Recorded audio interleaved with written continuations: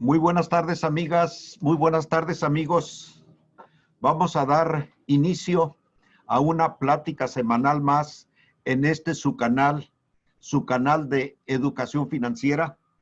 Recuerden que la educación financiera es para todos y es por siempre.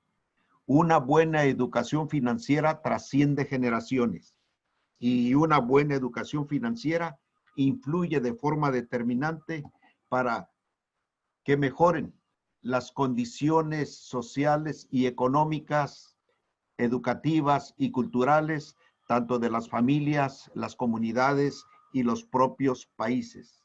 El canal de educación financiera en esta tarde tiene el gusto de llevar para ustedes una plática sobre un tema de enorme actualidad, de enorme interés para todos. Miren, en los últimos días y semanas, a José David y a su servidor nos han invitado a diferentes foros para hablar de este tema y sobre todo, qué hacer ante las expectativas económicas y fiscales ya anunciadas, ya en proceso de aprobación.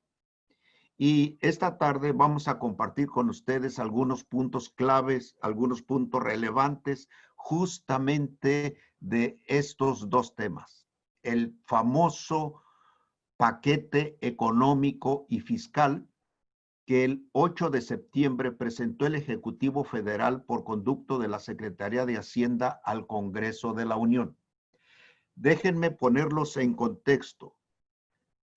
Por ahí tengo conocimiento que hay algunos estudiantes de algunas universidades que nos están escuchando y es conveniente que todo mundo sepa que la Constitución General de nuestro país obliga a que el presidente de la República, por conducto de la Secretaría de Hacienda, cada año, a más tardar el 8 de septiembre, presente los criterios generales de política económica, diciendo cuál es el estatus de la economía del país, las empresas, las familias. Y que diga también cuál será el panorama al que el país habrá de enfrentarse en el año siguiente. Para este año, la Secretaría de Hacienda, en acatamiento a este mandato constitucional, el 8 de septiembre, el 8 de este mes, presentó al Congreso, presentó a la Cámara de Diputados el paquete económico y fiscal. Luego tenemos que la ley de responsabilidad hacendaria obliga a que la Secretaría de Hacienda presente como parte de este paquete lo que se conoce como iniciativa de ley de ingresos de la Federación para el próximo año. Este documento es importante porque establece cuánto dinero espera recaudar el gobierno para atender los programas sociales, para atender el gasto corriente del gobierno y también los proyectos que el gobierno quiere llevar a cabo el próximo año. Por eso es muy importante la ley de ingresos de la Federación, porque este documento, ley de ingresos, va a establecer de dónde, de qué fuentes va a provenir ese recurso para el erario público. Y va a venir en primer lugar de ingresos tributarios, va a venir de los impuestos. Ustedes saben que los impuestos líderes son el ISR, es el IVA y es el impuesto especial sobre producción y servicios. Y saben que para que haya una buena recaudación, hay un ordenamiento de tipo federal que se llama Código Fiscal de la Federación, que es el que la autoridad utiliza para efectos de que se logre la meta de recaudación que el gobierno espera. Por eso es muy importante que entendamos y que conozcamos oportunamente qué nos espera para el próximo 2021, qué hay hacia enfrente, tanto en el escenario económico como en el escenario tributario. Pero el marco tributario es tan solo una de las fuentes de ingresos del gobierno. El gobierno tiene otros ingresos. tiene la renta del petróleo, los ingresos de la plataforma de barriles de exportación. Y consecuentemente en esta ley de ingresos presenta también el Ejecutivo cuánto espera recaudar por concepto de petróleo. Y si no le alcanza con esos recursos, pues entonces tiene que acudir a someter al Congreso de la Unión que le autorice un cierto nivel de endeudamiento. ¿Para qué? Para que con ese nivel de endeudamiento, con esos tres grandes recursos tributarios, petroleros y financieros o de financiamiento, pueda atenderse el presupuesto de egresos de la Federación. Y ahí nace como parte del paquete económico otro documento que se llama presupuesto de egresos de la Federación, es decir, en qué se va a gastar, cuánto en sueldos y salarios de educación, de salud, de todo el ordenamiento público federal, pero también en infraestructura, cuánto se va a invertir en infraestructura, cuánto en investigación y desarrollo. Y todos estos temas son precisamente los que le dan una cierta certidumbre a la economía del país para que podamos entender hacia dónde va como país. Entonces, documentos. Número 1, criterios de política económica, que nos describen el estatus de la economía actual y cómo se espera que la economía esté el otro año. Documento 2, ley de ingresos de la Federación. ¿De dónde va a obtener ingresos el gobierno? Bueno, del marco tributario, de la renta petrolera y de financiamientos de entidades nacionales y extranjeras. Muy bien. ¿Y luego en qué lo va a aplicar? Cuarto documento, presupuesto de egresos de la Federación. Todo esto es lo que conforma el paquete económico y fiscal. Es muy importante que tengamos en perspectiva esto. Y algo fundamental, ¿cuánto tiempo tiene el Congreso para aprobarlo? Ya vimos que el Ejecutivo Federal tiene un plazo límite que se le venció el 8 de septiembre y lo presentó oportunamente. El día 8 lo presentó al Congreso. Ahora, los diputados, ¿cuánto tiempo tienen para aprobarlo? Tienen para aprobar ese paquete y hacerle las modificaciones que ellos consideren hasta el día 20 de octubre. Una vez que los diputados aprueben la ley de ingresos de la Federación con las modificaciones que ellos consideren, pasan el paquete al Senado, a la Cámara Alta, para que sea el Senado quien nuevamente revise y valide las modificaciones hechas por los diputados e incluso pueden los propios senadores hacerle otros agregados más. Y ese plazo que tienen los senadores vence el 30 de octubre. De manera pues que a nivel diputados, plazo 20 de octubre. A nivel Senado, plazo 30 de octubre. Y a nivel de ambas cámaras, deberán aprobar la ley de ingresos a más tardar el 15 de noviembre. Por eso es que en estos días ustedes ven muchísima efervescencia en todas las gubernaturas, en todas las instancias del poder público federal, yendo a Ciudad de México para decir, oye, asígname partidas para una carretera, para una presa en mi estado. Asígname partidas, dame dinero para una obra de infraestructura, para un habituallamiento de algún puerto o para alguna mejora en su región o en su ciudad. Por eso es ahorita el momento de que todos los grandes dirigentes políticos en el país pues se están acercando con los diputados para que influyan en la asignación de recursos para la distribución hacia el 2021. Por eso es que en este momento hay tanta efervescencia porque está el reparto del dinero para el próximo año. Eso es la importancia, esa es la trascendencia y desde luego que esto influye de manera determinante en la economía. Vamos a ver un poquito el escenario económico. A mí me toca platicar, ahorita que me deje avanzar José David, vamos a ver el panorama económico 2020 y 2021. Y lo vamos a hacer apegándonos a tres grandes visiones, a tres grandes centros generadores de conocimiento sobre este tema, a tres grandes instituciones que tienen sus propios grupos de investigación que están monitoreando mes a mes el comportamiento del mercado, las inversiones, el comportamiento de la economía en el mundo y fijan sus expectativas. Hay otros muchos, ¿eh? Sin embargo, yo quiero centrarme en tres que considero muy importantes.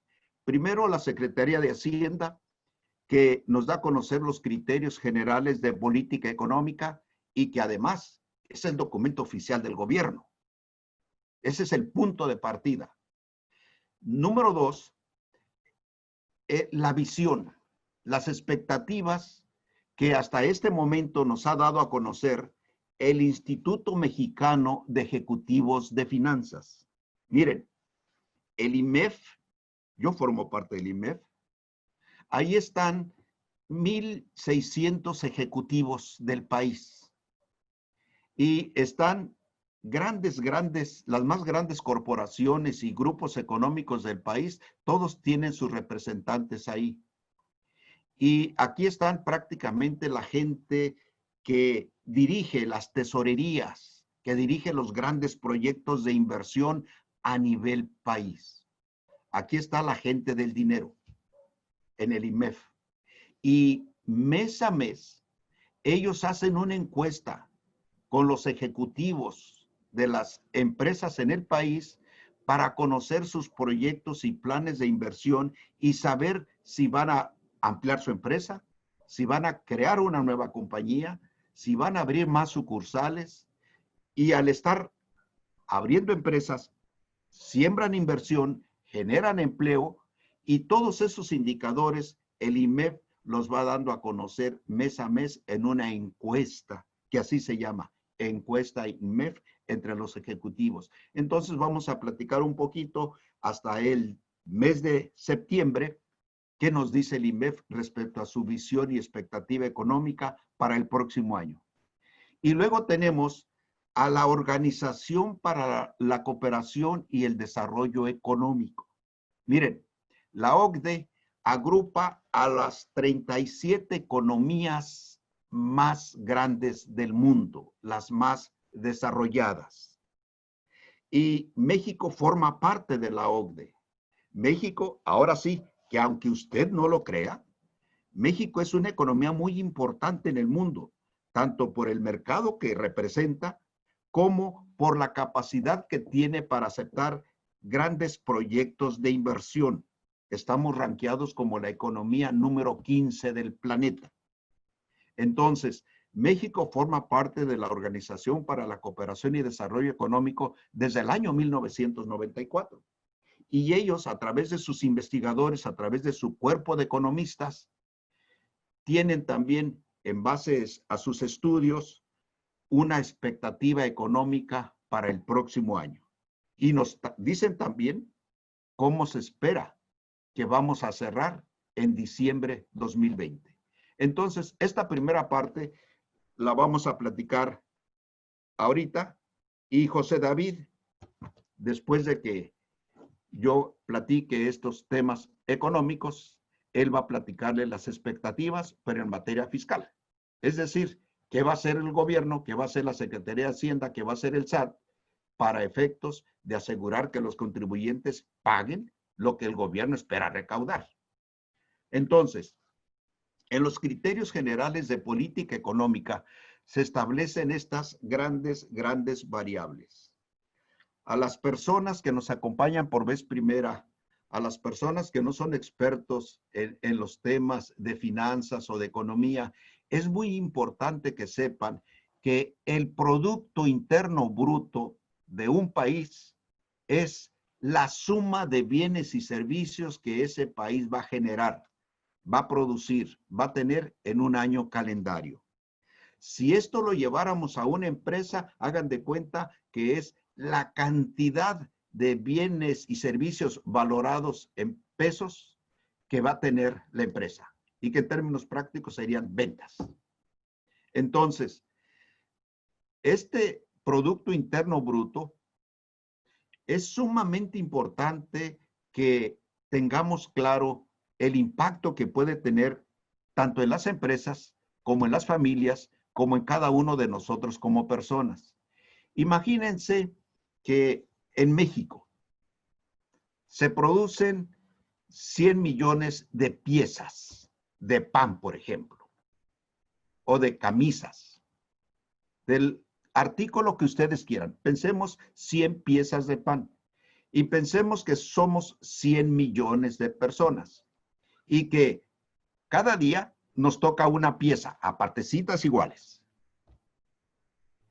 En la medida en que nos dicen, mira, 2020, la economía se ha contraído, el Producto Interno Bruto va a decrecer, ya no vamos a producir esos 100, ahora vamos a producir un -8. En el ejemplo que yo les menciono, si somos 100 personas que diario recibimos una pieza de pan, pues estamos hablando que aquí hay 8, si somos 100 millones, hay 8 millones de personas que no van a recibir su pieza de pan, que en este momento ya no lo están recibiendo esa pieza de pan, que ya perdieron el empleo y que están teniendo serios problemas. Esto es lo que nos dice el Producto Interno Bruto. Si el Producto Interno Bruto aumenta, hay riqueza y algo de esa riqueza nos tocará un poquito a todos. Pero si esa riqueza decrece, esa riqueza disminuye, a alguien a todos nos va a tocar menos, pero a algunos no les va a tocar nada. Ese es el impacto que esto tiene y esto está asociado directamente con el empleo. Por eso es muy importante que siempre que hablemos de temas económicos y financieros, entendamos en lo general, en lo básico, qué es el PIB, qué es el Producto Interno Bruto. Bueno, es la suma de bienes y servicios que produce un país. Y México, para este año, la Secretaría de Hacienda nos dice, vamos a decrecer un 8%. Ahorita vamos a ver que el IMEF dice, yo tengo otra, con sus investigadores, el sector privado, el sector de las empresas, el sector de los bancos, dice, yo tengo otra expectativa. Yo creo que México no va a crecer un -8. México va a decrecer un -10. Y hay otra visión, la de la Organización para la Cooperación y Desarrollo Económico, que nos da otro dato. Y yo quisiera quedarme con esas tres grandes referentes, porque Citibanamex y otras grandes empresas internacionales también tienen sus indicadores y tienen cifras aquí que van más allá de un dígito, de que México tendrá un descalabro, tendrá un tropezón de más de 10 puntos. La inflación. Miren, la inflación es la pérdida del poder adquisitivo del dinero. Es el impuesto invisible que todo mundo paga.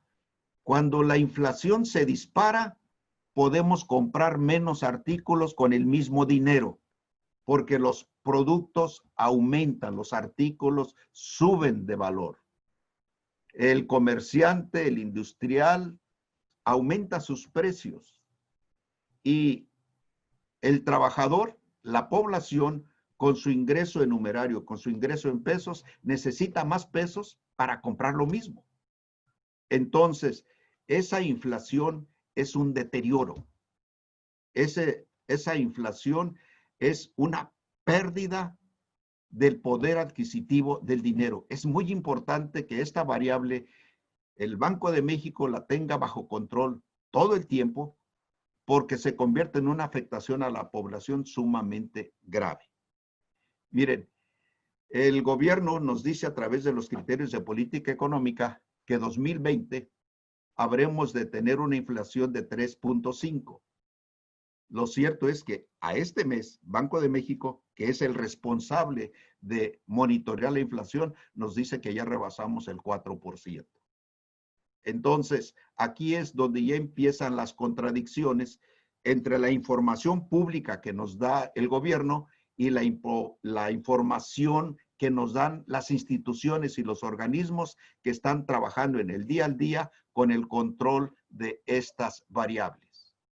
Y también México, acuérdense que tiene una interdependencia económica con Estados Unidos sumamente grande.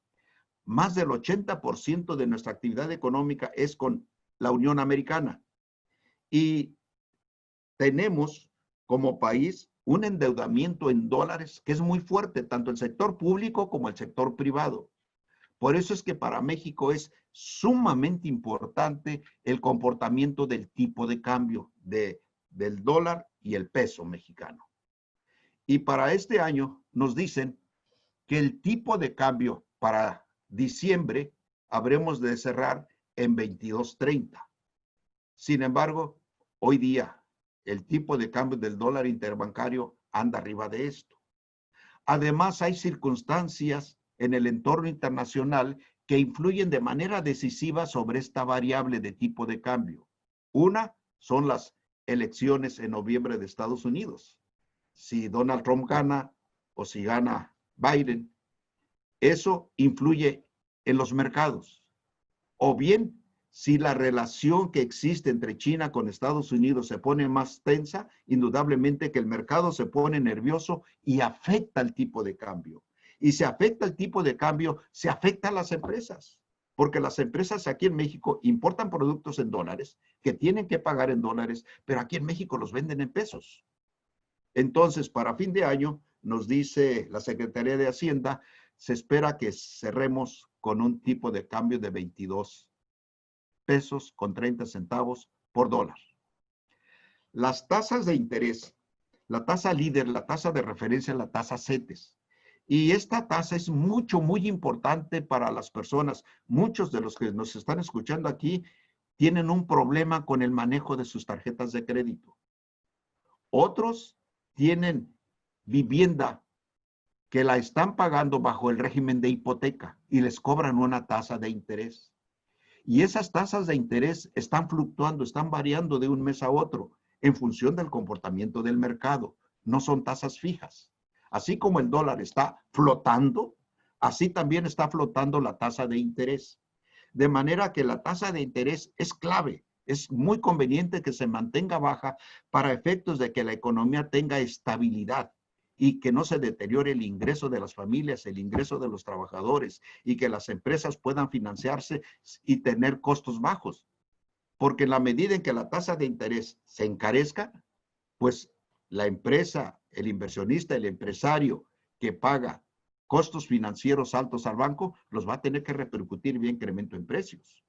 Y también el gobierno federal, que paga enormes cantidades de intereses a los organismos financieros internacionales, le aumenta la carga. Por darles una referencia, en el presupuesto de egresos de la Federación para 2021 se están presupuestando poco más de 700,000 millones de pesos. Casi 1 billón de pesos, vamos para 1 billón de pesos, que se puede disparar de salida de recurso de México únicamente en pago del servicio de la deuda. Por eso es que el gobierno federal dice, oye, no es conveniente que México se endeude en este momento para poder apoyar a que las empresas retengan el empleo. ¿Por qué? Porque tienen un problema de finanzas públicas, de finanzas nacionales, sumamente vulnerable. Y nos dan algunas referencias. Nos dicen, mira, México anda mal porque anda mal la economía en el mundo. Estados Unidos, por ejemplo, para este año se espera que tenga una caída de 5 puntos. La inflación en Estados Unidos, que siempre se caracterizan por andar muy estables, se espera que ande rondando cerca del 1%. Y les decía que dentro de las fuentes de ingresos, un área muy importante para el gobierno federal es la plataforma de producción de barriles de petróleo. Y para este año nos dicen que esperan cerrar con una producción de 1,744,000 millones. y que el próximo año la habrán de incrementar a 1.857.000.000.000. Nuevamente volvemos al tema de los expertos y a la veracidad de los datos. La gente que está metida en el sector energético, particularmente petróleos, nos dicen, México no puede producir esta cantidad el próximo año, perdón.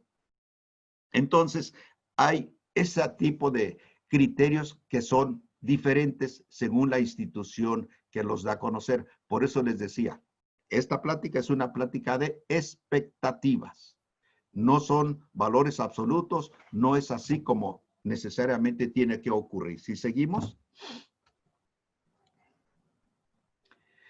El secretario de Hacienda, en su comparecencia con los diputados, nos dijo, miren, textualmente, el panorama económico 2021 será adverso. Y será adverso debido a 4 factores. Es muy importante que todos tengamos en cuenta esto y tomemos algunas acciones en nuestro modo de ser y de actuar en nuestra comunidad, en nuestro ambiente, en nuestro trabajo. Número 1.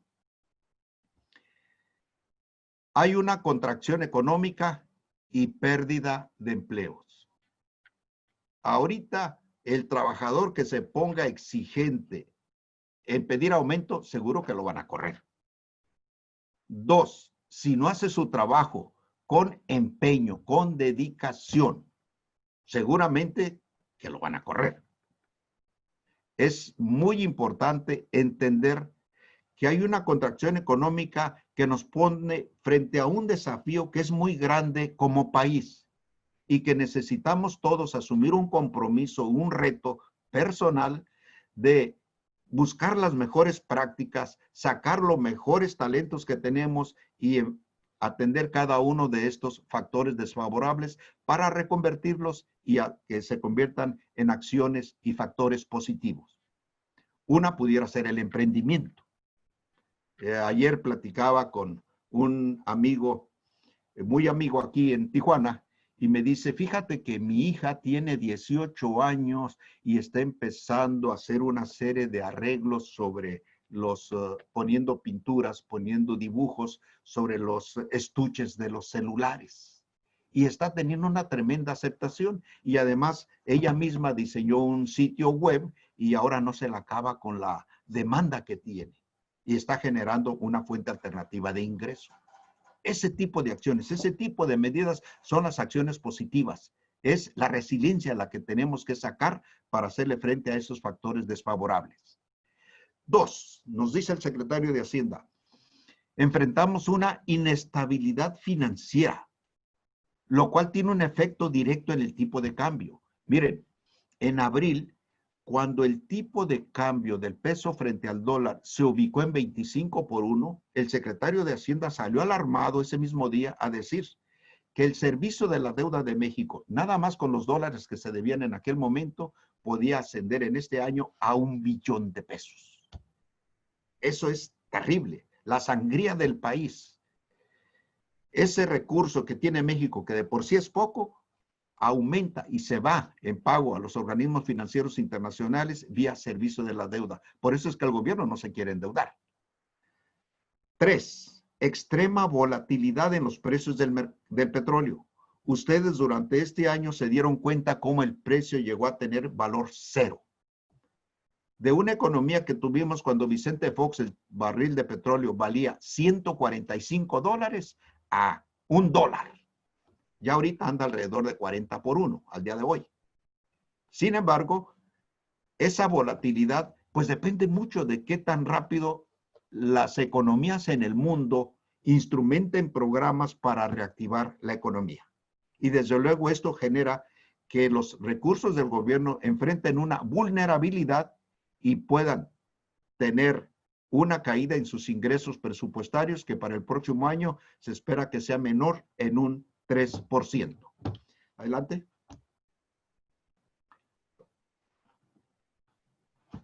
Rápidamente, miren, esta es la expectativa IMEF. ¿Se acuerdan que Hacienda nos dijo, PIB, vamos a crecer 8, de crecer, vamos a caer este año? vamos a ir hacia un hoyo de un menos 8%. El IMEF, la gente de los negocios, la gente de la banca dice, no, te equivocas, vamos a caer más hondo, nos vamos a ir hasta un 10.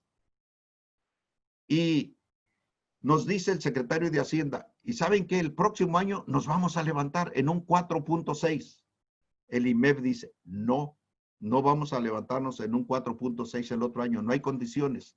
Si bien nos va, creceremos un 3% el otro año. El empleo nos dicen que ya se está recuperando. El IMEF, la gente que da empleo, nos dice, tenemos una expectativa de 1.200.000 empleos formales. Los informales, imagínense, son, el INEGI nos dice que son alrededor de 12 millones de desempleos. Gente que en los cruceros y que en la vía, en las carreteras y en las calles venden diferentes antojitos y productos. Todo eso afecta el empleo y el ingreso de las familias. Entonces, el IMEF nos presenta una expectativa poquito más adversa que la que nos presenta el gobierno federal. Adelante. Y luego tenemos la Organización para la Cooperación y Desarrollo Económico, los 37 países más ricos del mundo. Estos son, ahora sí, que los que marcan, los que ponen las reglas para el juego de la economía en el mundo. Y ellos nos dicen, adelante, nos dicen que de plano, todo el mundo se ha visto afectado tremendamente por la epidemia que estamos padeciendo. Argentina nos dice la OCDE en 2020 va a caer un 11.2, mucho más que México. Hacienda dijo que el 8, el IMEF dijo que 10. Y en 2021 vienen las expectativas de recuperación, pero esa recuperación no es crecimiento económico, es un empezar a salir del hoyo. En México, miren, aquí lo pusimos en cuadrito, México. En este año, Hacienda dijo, vamos a caer a un hoyo de un 8%. Hagan de cuenta 8 metros para abajo. La Organización para Cooperación y Desarrollo Económico dice, no, te vas a ir más a fondo, te vas a ir a un 10 metros.2. El IMEF, la gente de negocios, dice, te vas a caer un 10. Y vean cómo más o menos la información internacional con la del IMEF coinciden. La del gobierno es un poquito más optimista. Y para el próximo año, Hacienda nos dice, te vas a recuperar, vas a empezar a salir del hoyo en un 4.6. La OCDE nos dice, no, vas a empezar a salir del hoyo apenas en un 3. Si empezamos el próximo año a que la actividad económica se empiece a reactivar y se empiece a levantar con niveles de un 3%, señores, todo el sexenio de López Obrador es un sexenio perdido. Todo el sexenio difícilmente nos va a alcanzar para que el país se recupere de esta tremenda caída en la actividad económica. Adelante. Adelante. Miren, yo quiero cerrar con esto, punto. Se le conoce como el círculo virtuoso de la economía. En finanzas, la gente que nos dedicamos a las finanzas, este es el centro, este es el eje, este es el punto toral. Lo que un país necesita es inversión. La inversión es facilidades para que se establezcan las empresas. Que la gente que tiene dinero en México saque su dinero y ponga un negocio. Que la gente que está fuera de México, inversionistas internacionales que tienen dinero, vean en México oportunidades de inversión y traigan ese dinero a México y formen empresas. Lo único que se necesita es confianza. El concepto confianza repercute en el crédito, porque si hay crédito, si hay confianza, las tasas de interés bajan. Y entonces las empresas compran maquinaria, compran equipamiento, hacen construcciones, el gobierno hace obras de infraestructura y se empieza a generar el punto 2, el empleo. Pero el empleo en forma masiva. Aquí es donde algunos países en el mundo le están apostando a este círculo virtuoso, a sembrar confianza entre la población que tiene recursos para decirle, yo te doy facilidades para que inviertas, para que generes empleo. Si generas empleo, les haces llegar dinero a la población. les haces una derrama económica de sueldos de diferentes niveles, que esos sueldos se van a ir a un consumo, al pago de la renta, al cobro, al pago de equipamientos, de insumos de la casa, electrodomésticos, de computadoras, de sus gastos educativos, de ropa y calzado, etcétera. O bien de gastos de turismo. Y este círculo virtuoso es justamente en el que al que necesitamos entrarle. Pero el factor número uno, ninguna persona en México que tiene dinero va a sacar su dinero de donde lo tiene para invertirlo en una empresa si no hay este ambiente de confianza. Este es el número uno. Yo hasta aquí le quiero dejar. Me encanta que saturamos 100 personas conectadas. Las personas que estén más allá de la región Baja California, les agradeceré por ahí en el chat, nos hagan notar de dónde nos escuchan y que por favor se suscriban al canal de Educación Financiera. Estas pláticas ustedes las pueden ver las veces que quieran, la pueden recomendar, la pueden compartir, pero les agradeceríamos mucho que se suscriban a nuestro canal de Educación Financiera. Vamos con José David para que nos platique un poquito sobre los puntos clave, los puntos relevantes de la expectativa fiscal para el próximo año. Gracias y gracias por acompañarnos. Ahorita los que están aquí en la ciudad de Tijuana, este tema es sumamente interesante. Yo creo que derivado de este tema nos acaba de temblar ahorita aquí en la ciudad de Tijuana. No sé si algunos de los que están aquí lo sintieron, pero estuvo un poquito fuerte.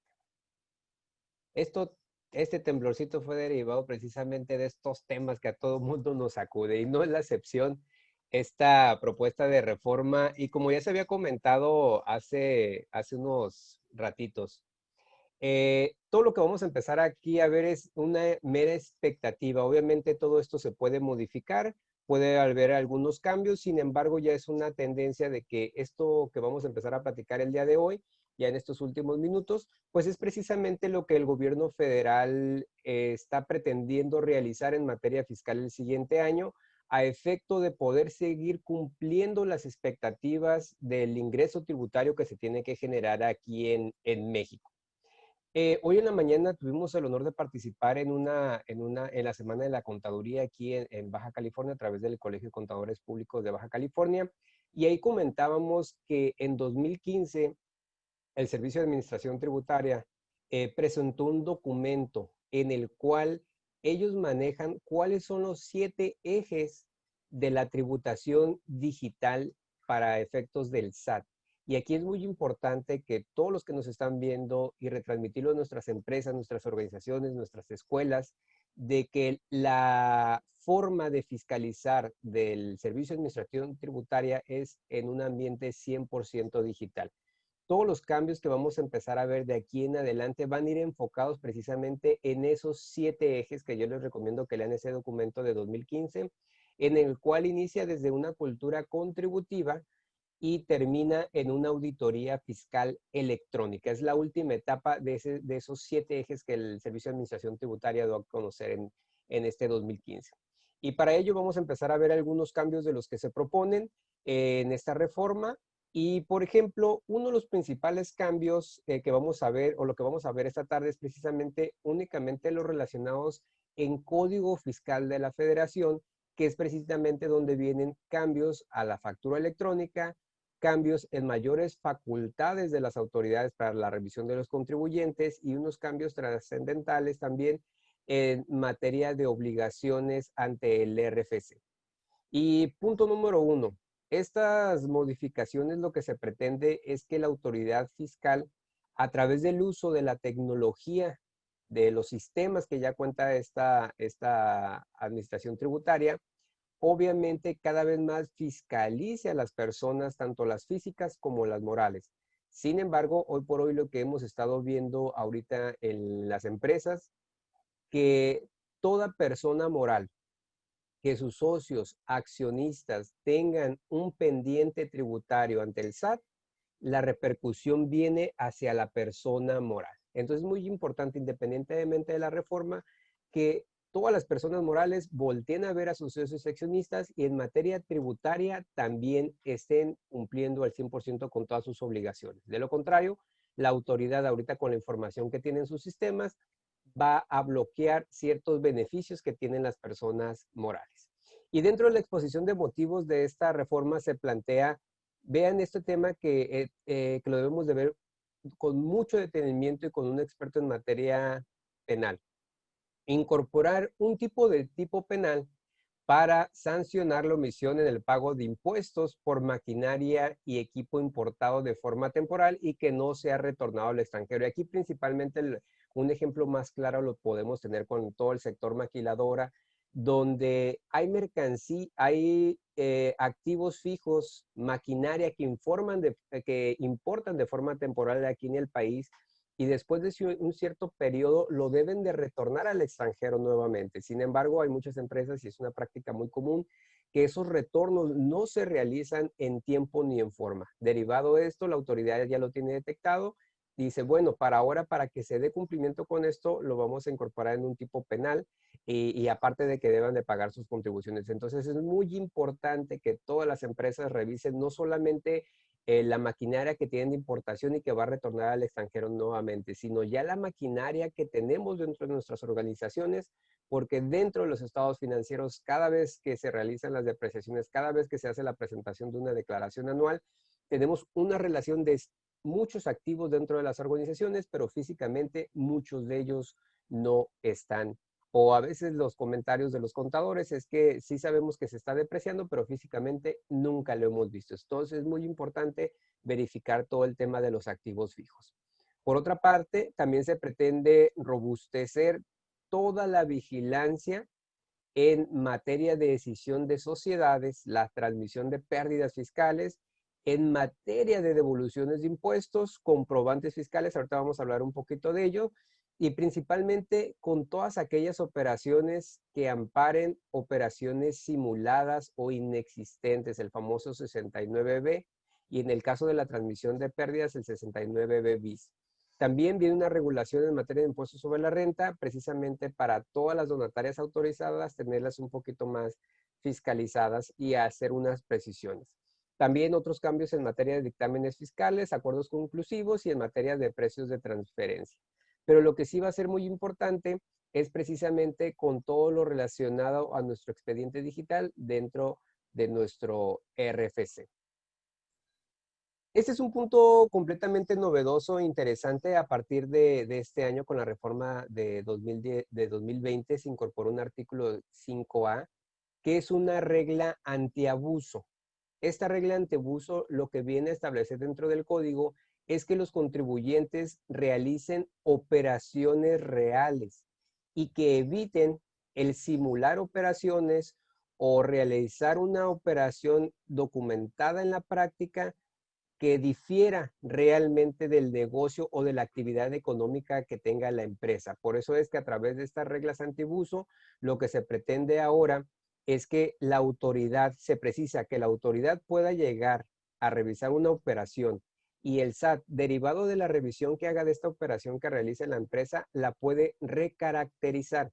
Es decir, los efectos jurídicos y fiscales que la empresa le haya dado después de la revisión del Servicio de Administración Tributaria, la autoridad lo puede reclasificar y cancelar los efectos fiscales que el contribuyente le haya dado. Esto es algo muy delicado, toda vez que imaginen ustedes que las operaciones que ustedes ya realizaron, los contratos, la prestación de servicios o las operaciones que hayan llevado a cabo con sus clientes y proveedores, en una revisión por parte del SAT, les diga a la autoridad que no cumplen con todos los requisitos del artículo 5A del Código Fiscal y por lo tanto esa operación se reclasifica. Y los efectos legales y fiscales, obviamente, el SAT los va a paralizar, los va a poner una pausa fiscal y obviamente de ahí se puede derivar que la autoridad en esa reclasificación se determinen otras contribuciones, y el contribuyente estará obligado, en su caso, a pagar esas otras contribuciones derivado de esta recaracterización, que es una práctica que se quiere evitar con este nuevo artículo 5A del Código Fiscal. Pero aquí hay un dato importante, porque actualmente el SAT todavía no ha llegado a revisar este tipo de operaciones. Sin embargo, lo que se precisa ahorita en este quinto A es que si llega el SAT y hace una recaracterización de la operación y determina que se deben de pagar contribuciones adicionales o contribuciones que no se pagaron de la operación original y derivado de ello la autoridad detecte que se hizo o se realizó un ilícito en materia penal, la autoridad le dice al contribuyente, derivado de la aplicación de este artículo 5A, te puedo recaracterizar la operación, pero si llego a detectar que se cometió un ilícito en materia penal, bueno, ya yo mismo SAT tendré las facultades para, derivado de esta revisión, ejercer mis facultades, pero ya en materia de tipo penal, en caso de que la autoridad lo llegue a detectar. Entonces es algo muy importante que las empresas deben de revisar hoy por hoy, las operaciones que estén realizando dentro de las empresas, tenerlas sustentadas con los contratos, las facturas, la evidencia que soporte la materialidad de la operación. Es algo muy importante que todas las empresas debemos de revisar y debemos de ver. Por otro lado, también ya sabemos todos nosotros que actualmente la autoridad ya tiene un par de años donde si derivado del incumplimiento de ciertas obligaciones o ciertos comportamientos del contribuyente, una forma de parar la operación es obviamente restringiendo los certificados de sellos digitales. Obviamente al momento que te cancelen sellos digitales no puedes emitir facturas y obviamente la operación se va a ver afectada. Lo que se pretende a través del 17H del Código Fiscal, se propone incorporar dos fracciones en la que se propone que va a ser motivo de suspender y dejar sin efecto los certificados de sellos digitales cuando el contribuyente no desvirtúe la presunción de inexistencia de operaciones del 69B. Y ustedes recordarán que el 69B claramente estipula que si uno como contribuyente realiza operaciones con la lista negra de proveedores que aparece por parte del SAT y en la cual uno de nuestros proveedores aparece en esta lista, nosotros de forma voluntaria debemos acudir al SAT y comprobar que el servicio o los bienes se dieron efectivamente. Entonces hay que estar muy atentos porque estas listas se están publicando periódicamente dentro de la página del SAT. También el otro supuesto para dejar sin efecto o suspender los certificados, quien no desvirtúe la presunción de la transmisión indebida de pérdidas fiscales que viene contenidas también dentro del artículo 69B. Y aquí hay un dato importante, por ustedes recordarán que en esta reforma de 2020 vienen nuevos supuestos para suspender de forma temporal a los certificados de sellos digitales. Sin embargo, estas modificaciones es para dejar sin efectos. Y a una empresa que le lleguen a cancelar certificados de sellos digitales tendrá un plazo de 40 días hábiles para solventar dicho plazo. Entonces ustedes imagínense estos 40 días hábiles sin poder operar o facturar dentro de nuestra organización. Hay que estar muy al pendiente de estos datos. Algo que hemos aprendido y siempre lo hemos platicado con muchas empresas, ¿cuál es el famoso plazo para conservar la contabilidad? De entrada, todo el mundo sabemos que el plazo genérico son los famosos 5 años. Sin embargo, ahora, con esta modificación que se pretende hacer al Código Fiscal de la Federación en el artículo 30, prácticamente cuando se den estos supuestos, la contabilidad se debe de conservar de por vida. Es decir, tenemos que conservar por toda la vida de la sociedad todos los estados de cuenta bancarios cuando se realice un aumento de capital. Debemos de conservar la contabilidad por toda la vida de la empresa cuando se realicen avalúos, cuando se trate de aumentos por reservas o pago de dividendos, los aumentos de capitalización de pasivos, también se debemos de conservar la contabilidad, todo el historial. Y algo que es muy importante, siempre que se haya la distribución de dividendos, nos dices, debes de contener el estado de cuenta, debes de mantener las actas en las cuales se manifiesta la distribución de dividendos. Y aquí hay una debilidad que hay en muchas empresas en materia de las obligaciones que se deben de llevar a cabo de acuerdo a la Ley General de Sociedades Mercantiles, precisamente cuando hay esos nuevos ingresos al capital o cuando hay una distribución de dividendos. Es muy importante que en materia fiscal también veamos la parte de la Ley General de Sociedades Mercantiles, donde debemos de estar cumpliendo con toda la parte formal de la ley, y una segunda parte va a ser la materia tributaria. Pero algo que se estipula ahora con este nuevo cambio es precisamente que derivado de estas actividades, técnicamente la contabilidad la debemos de conservar durante toda la vida de la empresa. Esto nos lleva a un gran tema. Dentro de nuestras organizaciones, dentro de la actividad que estamos desarrollando, ¿qué medidas o qué mecanismos tenemos para este resguardo de información? Toda vez que la gran mayoría se genera de forma digital y evidentemente debemos de tener mecanismos y software para resguardar esta información por todo el periodo de vida de la sociedad. Otra de las facultades que se pretende darle también a la autoridad es precisamente que el SAT de forma periódica le dé conocer al contribuyente, y esto vean qué interesante, ahora el SAT le va a dar al contribuyente parámetros en materia de cuál es su utilidad, cuáles son los conceptos deducibles, cuáles son las tasas efectivas de impuesto, cuáles son los márgenes de utilidad. ¿Y cómo es posible que la autoridad ahora a cada contribuyente, dependiendo de su sector económico, prácticamente le debe decir cuánto va a pagar, cuál es la utilidad que debe tener, cuáles son los márgenes en los cuales debe operar?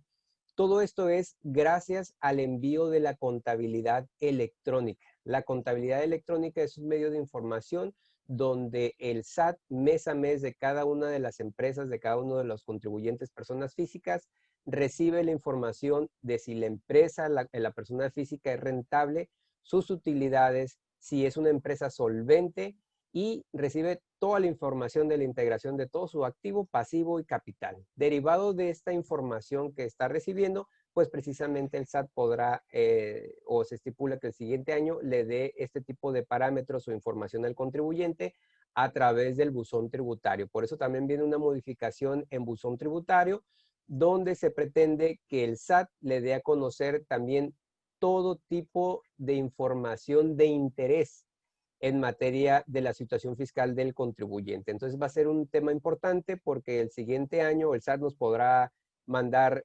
notificaciones en el sentido de que podemos traer por ahí algún atraso en nuestros pagos de nuestros impuestos o algo relacionado con las operaciones que estamos reportando. Entonces, como se dan cuenta, en este paquete lo que se está buscando la autoridad es precisamente allegarse de más información, recaracterizar operaciones, ahí precisando que una vez que una operación se recaracterice, los efectos tributarios que se dejaron de realizar se van a activar en ese momento. Y se precisa que si derivado de esa operación se destapa un ilícito, obviamente la autoridad se reserva su derecho de que independientemente que nos cobre los impuestos, se va a venir por el lado de tipo penal. Y me gustaría dejarla hasta ahí con la siguiente reflexión en materia de tipo penal. Ustedes recordarán que hubo una modificación al Código Nacional de Procedimientos Penales donde se estipula claramente que la persona jurídica, es decir, la persona moral, ahora puede ser sujeta de que se le imputen delitos en materia penal.